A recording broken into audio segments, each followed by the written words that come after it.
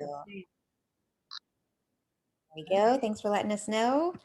Okay, I'm going to bring us on live. Do you have any questions before we get started? I don't think so. Just how long do you think? I got to get out of here at 1, so it'll be a quick half hour. Okay, perfect. Sorry for the delay. That's all right. That's why I give us a little bit of wiggle room. All right. So we got, where'd my notes go? Live coaching, how to deal with overwhelm. Sweet. Are we going into your group, your Facebook group? Uh-huh.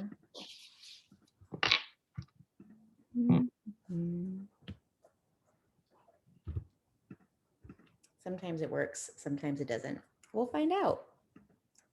It says we're live. The meeting is now streaming live on Facebook. Hi, everybody. My name is Morgan. I am here with Amy, and we're going to talk a little bit about how to deal with overwhelm. But let me take just a few minutes here to tell you why I've been doing this live coaching event here on Fridays at various times with no forewarning. I would, of course, not let any of my clients do this. I would insist that they market themselves just a little bit, but I don't follow my own rules because I'm a rebel to myself. But I've been doing these money mindset business coaching intensives where I meet with someone for 60 minutes and we dig into what's really holding them back from achieving the success that they want to achieve. And they've been really powerful. It's something that I've kind of been asked to give to a few people. People have asked me for it specifically, and I'm starting to offer it publicly now because I'm realizing how impactful it can be to spend an hour focusing on that big block that's like, I don't know why I'm not moving forward in this thing that I want to move forward in.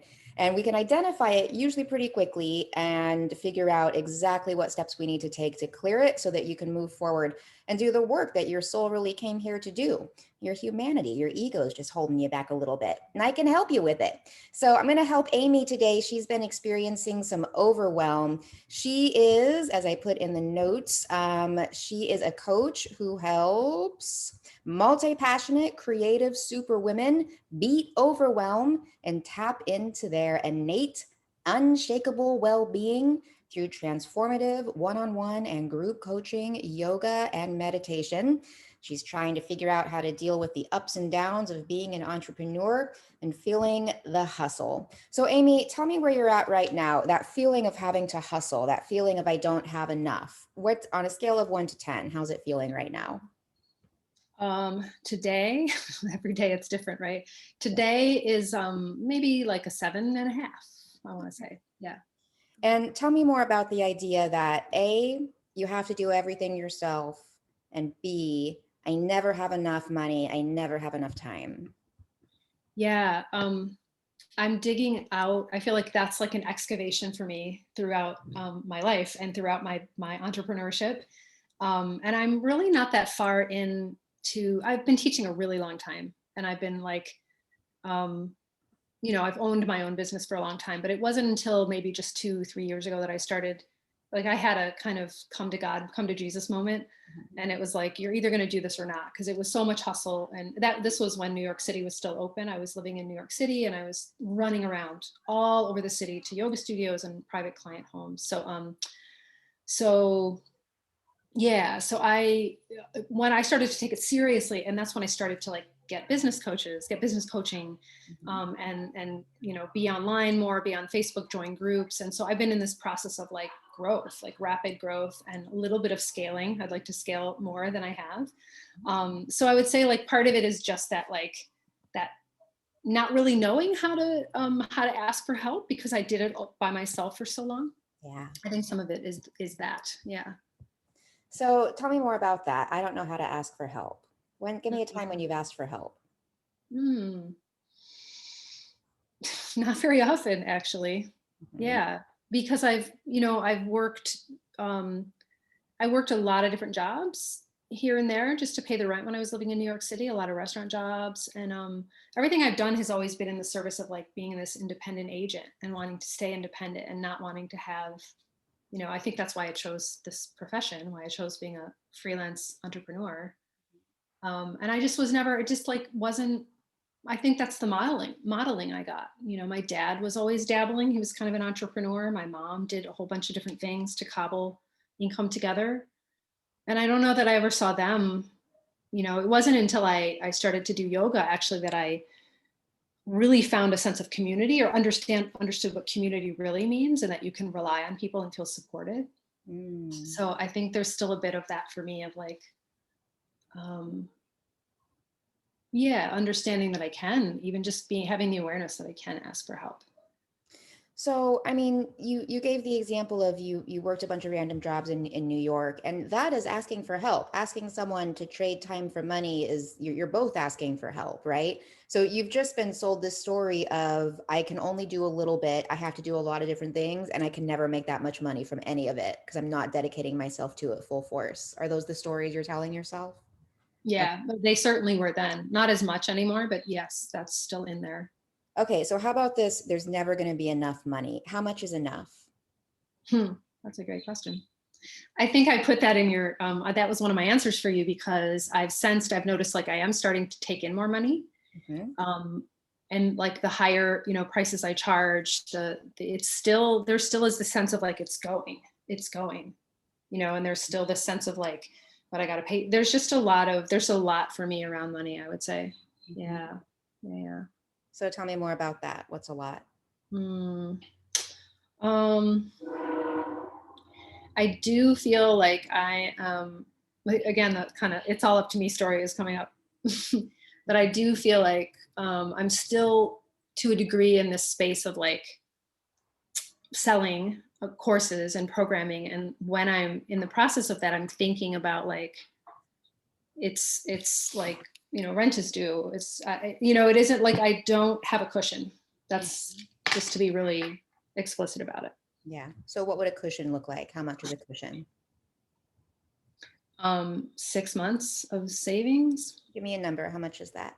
Oh gosh, 24 grand. 24 24. grand. Mhm. So that means that you spend I'm thinking 4K a month. 1,000 a month. Mhm. Okay. And do you have any debt right now? Yes, How much debt do you have? quite a bit. Somewhere in the realm of 30K. And who is that debt to? A couple of loans, like business loans, and then personal debt, personal credit cards, and loans. What's the highest interest rate? Ooh, 18%. And what's the lowest? The lowest would be 0. And the 18%, what's the balance? 3,200. 3,200. Okay. And how much money did you bring in last month? Hmm. I think about that actually. 3,200. Mhm. Okay. And how soon do you want to have the debt paid off? In the next by the next 2 years. Okay. Why 2 years? That just came into my head. Okay. I mean, you could say 2 days. Some people Right. are 2 Well, I think I years. was thinking like, and this is not true either, but this just popped into my head, like pay it off and then save. And I don't believe in that either. But yeah, but I'm thinking like it would be nice. So because so much of my income that comes in now is going right back there. That's where it's all going. And that is what a lot of the stress is coming from. Yeah. Yeah. So you're in the Sisyphusian cycle of I'm working so hard and I can't get ahead and there's never enough and I have to work harder, but I can't work harder because I have too much to do because I don't have enough. Yeah. So I I'm can the see, burnout, like the crashing into the wall. yeah, of I'm course, there's nowhere to go from there. So, okay, let's do some work here. Go ahead and get into a comfortable seat and close your eyes. Okay.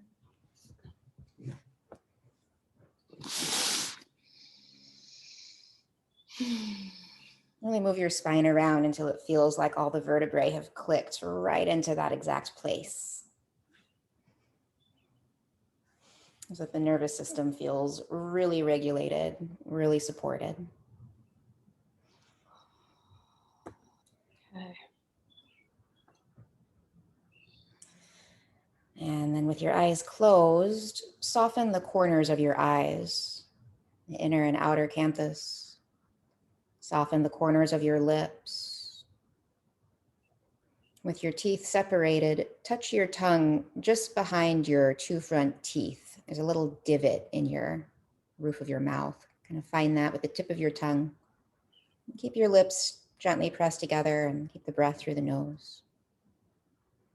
And soften through your neck. All the neck muscles, everything surrounding the esophagus, everything holding up your thoughts. Soften through your heart, the muscles that surround your ribs, and the tissues that surround your power center, where you hold all your dreams. Both soften and engage through your low belly. So just underneath the belly button, hug that in and up towards your heart. And then at your pelvic floor, hug up like a Kegel exercise or like when you have to stop peeing. And then can you soften through the back body, through the low back, so that the front body is doing most of the work. And as you breathe here, don't let your belly move at all. Just feel the pressure of the lungs, the air pressing against the ribs as the diaphragm puts some pressure on the organs. Resist with the abdominal wall.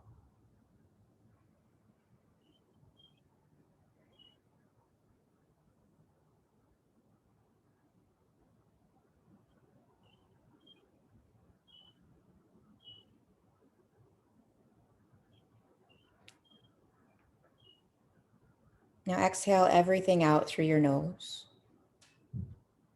Inhale in through your nose for 5, 4, 3, 2, 1. Hold it. 3, 2, 1. Exhale. 5, 4, 3, 2, 1. Hold. 3, 2, 1. Again, inhale. 5, 4, 3, 2, 1. Hold. 3, 2, 1. Exhale. 5, 4, 3, 2, 1. Hold. 3, 2, 1. One more time. Inhale. 5, 4, 3, 2, 1. Hold. 3, 2, 1. Exhale. 5, 4, 3, 2, 1. Hold as long as it's comfortable, and when it's ready, just let a natural breath come in and out.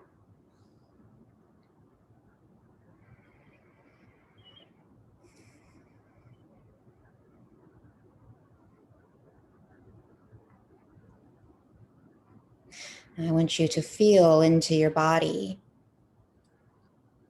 as we consider the idea of not having any debt. What would that feel like to not have any debt, to not have anyone expecting any money from you? Even rents. If no one expected any money from you, just feel how that would feel in your face, in your shoulders, in your heart.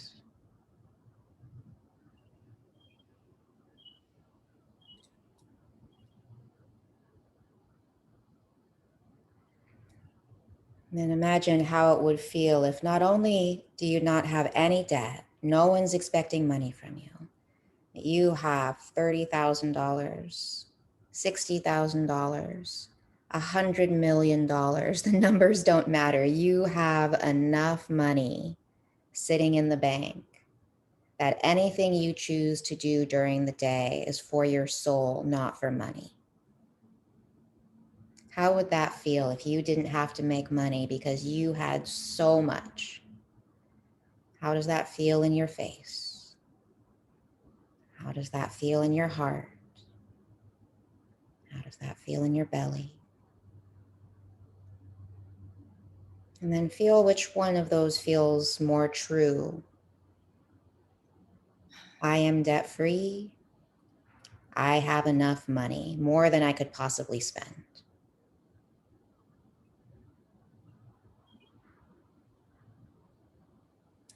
And allow the truth of one to feed the truth of the other, even though neither of them are true in this reality. Just feel that truth of, I have no debt. And feel that truth of, I have enough money more than I could possibly spend, enough to share with everyone.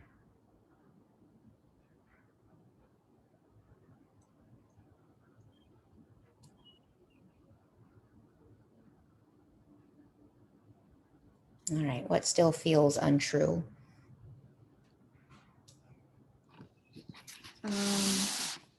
What still feels untrue?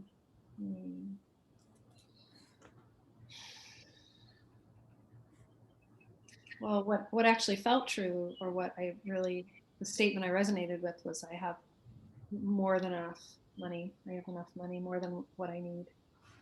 Mm-hmm. And the debt was kind of just like ancillary. It was like I could still have debt and have more than enough money. Mm-hmm. Mm-hmm. Yeah. So maybe it's the debt that doesn't feel true. Yeah. So you can use debt to make your life happen. There's nothing wrong with that because it's true. Like every business, every successful business ever leveraged debt. That's just a matter of fact. There's no business that was built on cash. Every successful business has leveraged debt to build their success. If it's causing you stress, that's not good debt. All right.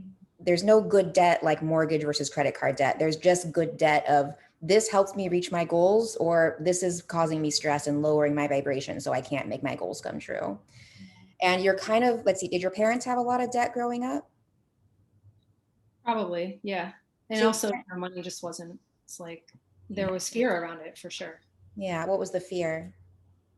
Just the never, never having enough of it. I So, think actually there was a period of time where that wasn't there, and then a shift took place, kind of an important, when I was like maybe 13 or 14, and that like may have, I imagine I was picking up on those vibes where there was like a rug swept out from underneath my mother and my family. you don't have to share the details, of course. Would you like to share the details of what that shift was? Yeah, I can. Yeah. Well, my father always had, growing up, he was the primary breadwinner, and he had a stable job, from what I know, like as a kid, from what I knew, as a salesman, and then he lost his job basically, and he lost it probably when he was like in midlife, which is a really hard time for a man. And I have a particular memory of like receiving that news, Mm-hmm. which is funny. It comes back to me, and it was coming back to me in the car today when I was driving. And I know that I was receiving that news with, all of my mother's panic and fear and worry being projected onto me. Like the way that I was told, it was like, your father lost his job, and I don't even think I knew what that meant or what the repercussions of that would be as a 13-year-old. And then that was, my mother went back to work and did a whole bunch of things, and was the primary breadwinner. Like she took care of it. It was fine. But I wonder about that moment, that particular moment in time. Yeah, because the message was like, this is terrible. This is the worst thing that could happen. Yeah. Which I don't think is true either. Was it the Hmm? worst? Is it the worst thing that happened to your family? No. No. Yeah. Yeah. The worst things that happened to your family, did they involve money? No. No, it never does. Right. But it's easier to use money as a barrier to healing, right? So when this memory came to you today, like that's the source of your, I have to do it all myself, right? That's your mom. Now I have to do it. That's her panic. Shit, I have to do it. And she did it. Yeah. And we don't have enough, and it's never going to be enough, and I'm never going to be able to stop working, and I don't know what's going to happen with my marriage and all of it, right? And your brain is just now figuring out like a little bit, like you've got a whole bunch of different neurons firing age 14, 15, 16. So that was deeply embedded into your nervous system. Money has to be hard. Money is something that's scarce. Money is something to panic about, as opposed to money's pretty easy. It's pretty easy to get money Yeah. if you really want it. You can go out and make $1,000 today. If gun to your head you had to, if someone was threatening your favorite kitten, you'd figure out how to get $1,000, right? Right. So you have you experienced money coming to you easily ever? Mm-hmm. Can you give me an example of that?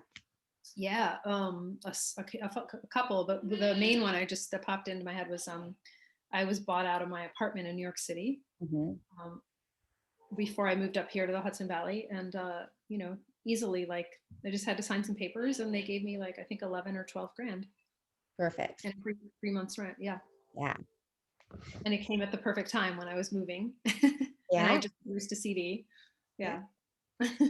So that's what we want to welcome in more of, is those big impact, right? Not so much the like, okay, we can make a couple $100 here and a couple $100 there, but no, where can we get these big chunks so we can really start making some moves with eliminating the debt that isn't comfortable? 0% debt, 2 thumbs up, no big deal. There's an interest rate percentage that's like, I know I can make more money using this money elsewhere, so I'm okay with that debt.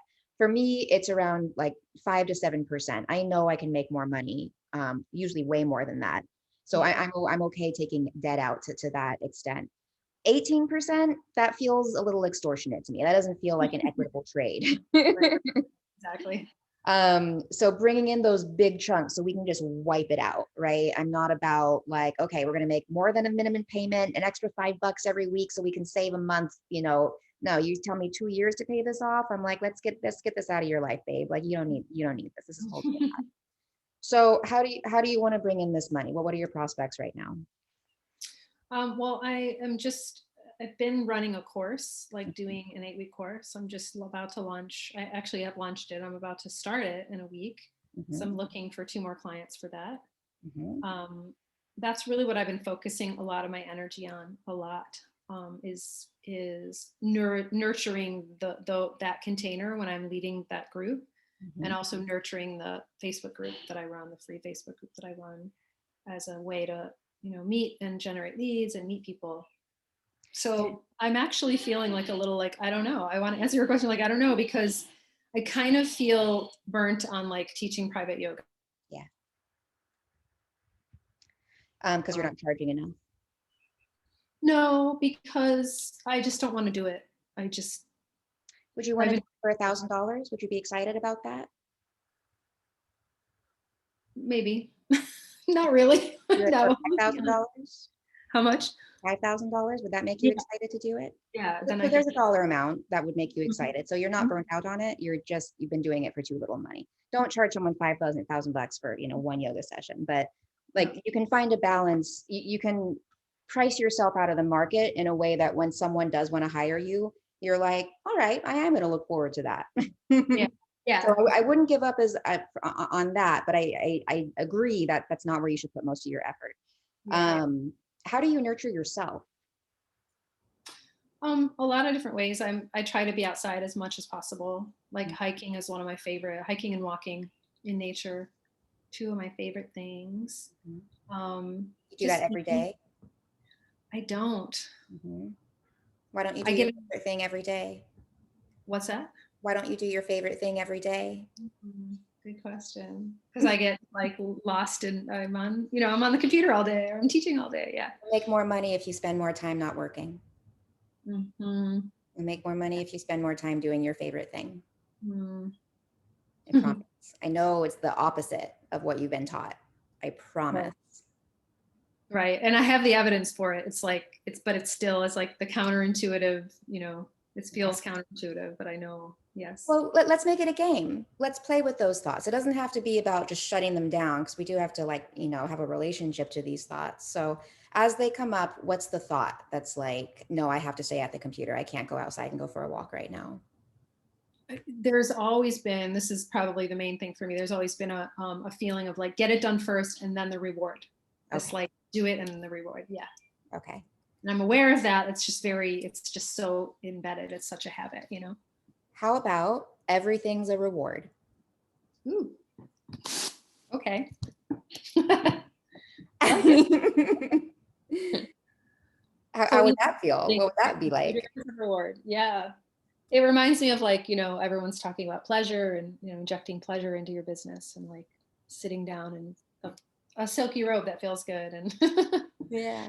yeah, having your favorite cup of tea while you're working. As she sips boring water. Right.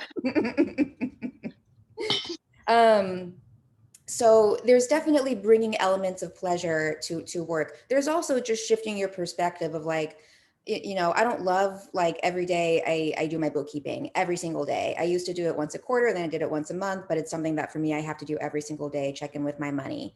And for a while it was like, okay, I'm doing it again. I'm going to go through all my line items. I'm going to categorize everything.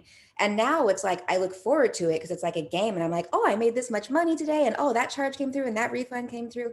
And so it's just a little bit of setting that intention of no matter what it is that I have to do, I want to find a way that it feels like a reward. So it's not like first I have to punish myself, then I get to have fun, right? It's like, no, I get Yeah. to have fun and then I get to have fun and then I get to have more fun. Yeah. And that's a choice of what we do with our time, but it's also a choice of the energy we want to bring to the day. And it really starts with like first thing in the morning, you've got to make that choice. So what does your first thing in the morning look like? First thing I usually do is actually write. I write morning pages. Okay, great. Yeah. Do you do the artist date as well? Um, it's great and funny you asked that. I'm in the middle of an artist way like book club circle, and that is the one sticky part. It's like I'll do the morning pages, but the artist date always seems to get short shrift and get, Wow. yeah, seems to Why is flat. that? I think it's the same thing. It's like, yeah, it's just not making time for myself. Yeah. Yeah. So if you were being honest with yourself, how much time per day would you spend just on yourself, on your pages, on your artist date, on your hike? 4 hours. It's about how much time you should be spending. Yeah, it's Yeah. true. If not more. That feels like the Not minimum. more, yeah, minimum 4 hours. It's true. And doesn't that sound like an insane amount of time? But like you probably spend like, what else do you spend 4 hours a day doing? Scrolling through Facebook? Yeah, Yeah. right. Yeah. Yeah. And you can give yourself permission to do that on your walk. Like maybe that's a little bit of the boundary you give yourself is like, I'm going to work, I'm going to give myself that, but I'm going to do it while I'm walking. Mm, yeah, that's interesting.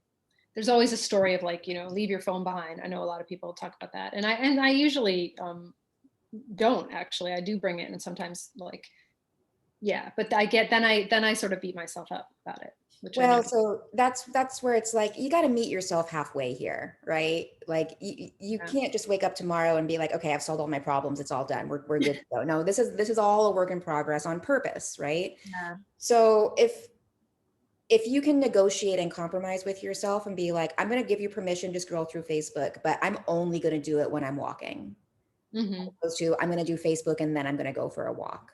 Hmm.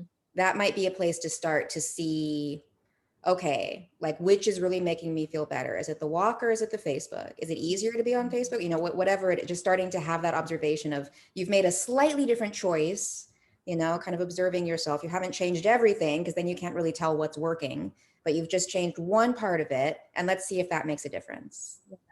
Yeah, totally. For me, that sounds a lot like just letting myself be, Hmm.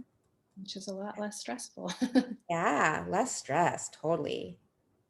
Okay, so we've got just a few more minutes here. I have to jump off to get to my next thing. But I want to check in with those two kind of limiting beliefs that you told me about in the pre-interview. I don't have enough money. Where in your body do you feel that right now? And kind of on the scale, how is that feeling? Mm. It's always around like my chest and heart. Yeah. Yeah, family. Yeah. Yeah. Yeah. And that other one, I have to do it all myself. Where do you feel that? That's like solar plexus all the way. Yeah, yeah, a lot of willpower in there. Yeah, Right. yeah. So Exactly. let's put your hand on your heart and your hand on your solar plexus, doesn't matter which one, and close your eyes. And let's let your solar plexus, Manipura chakra, know, send it the mantra of, I am supported. I am supported. I am supported. And sometimes doing it all myself means asking for help. Sometimes doing it all myself means someone else doing it for me. Mm. Because you don't do it all yourself, right? You didn't make the gas to put into your car to run your errands. You You got some help with that. So you are supported. And for your heart,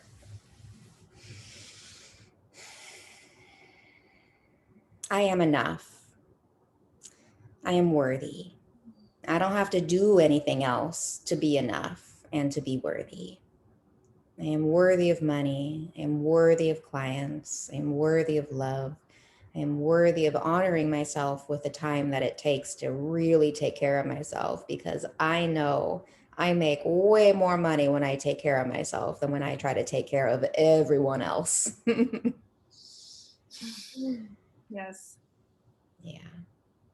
So I am supported. I am worthy. I am supported. I am worthy. Mhm.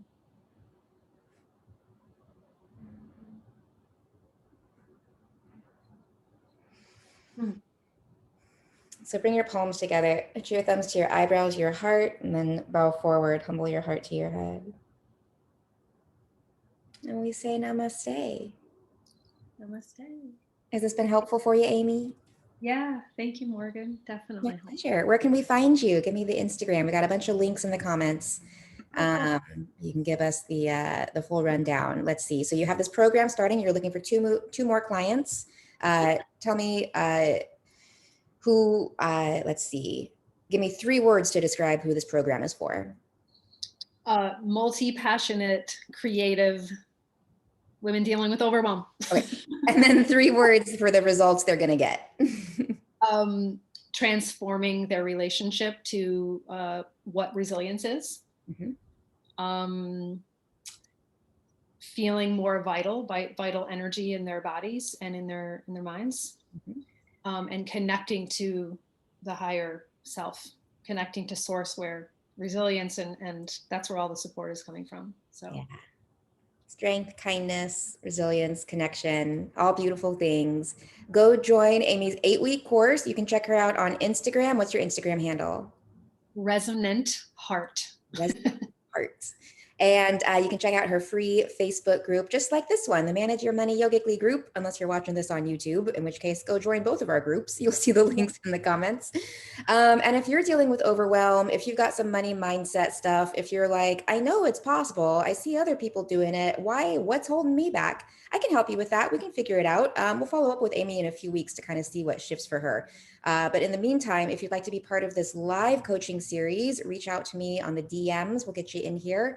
And if you'd like to work with me one-on-one, you could check out my website at splendid.yoga or check out the link down in the comments and you'll see how you can schedule a one-on-one 60-minute money mindset intensive with me. So we can get you making the money that you want to make so that you can afford to do the healing that you really deserve to do so that you can serve your purpose in this world. That's all we're doing. We're just saving the world. It's no big deal. Thank you so much, my friends. Namaste to all of you. Bye. I'm going to take us off live. Yay, we did it. How you feeling? Good. Thank you. That was great. More grounded because I just went and taught and drove home. So yeah, just more in my body right now. Totally get, no more private yoga. It can be really beautiful to work one-on-one and it can just take it all away from you. Right. Yeah. I just also just so bored. I've said this to so many people and I feel like maybe I need to change the script, but just asana, I'm so done, teaching asana. That's part of it. Yeah, I mean, I totally understand that. And that's one of the reasons I love the meditation that I've been doing. Like the meditation work is so much more powerful. And I've had this block for teaching yoga. I teach at UCSB still, and I'll be teaching there in the next semester as well. But in terms of getting a group class going again, I feel exactly the same way of I've evolved. Yeah, right, exactly. And there's so many yoga teachers out there, here. It's always the people right behind you, right? So it's as you're moving into this next phase, you're not looking for the people who are just getting started, who are still just getting into their bodies. You're ready for those people who are okay, I know how to feel my body now. What do I do next? Right. Yeah. Right. And I want to coach them. I can use these as tools. I can use the asana. I can use pranayama and meditation as tools, but that isn't I don't want that to be my focus. Yeah, totally get it. Yeah. Well, let's get your insight timer up and running. I know we're kind of dealing with overwhelm, and you're like, I just don't have time. So I'm here when you're ready for it. But I think that'll be a really beautiful transition for you. So So you have the link to my calendar. But if you can't find a date in the next couple weeks, just let me know, and I have some secret times that I okay, keep open. cool. Yeah, I should once the course Tuesday is like our kickoff call. So once I'm in there with them, probably in the next couple weeks, I will set up with you for sure. All right. And yeah, I'd love a follow up in a few weeks. If anything shifts for you, if anything comes up, if things feel like they're getting harder, if things feel like they're getting easier, I'd love to know. I'd love to be here to support you. Okay, thank you so much. Appreciate it. I'll talk to you soon. All Bye. right, thanks, Morgan.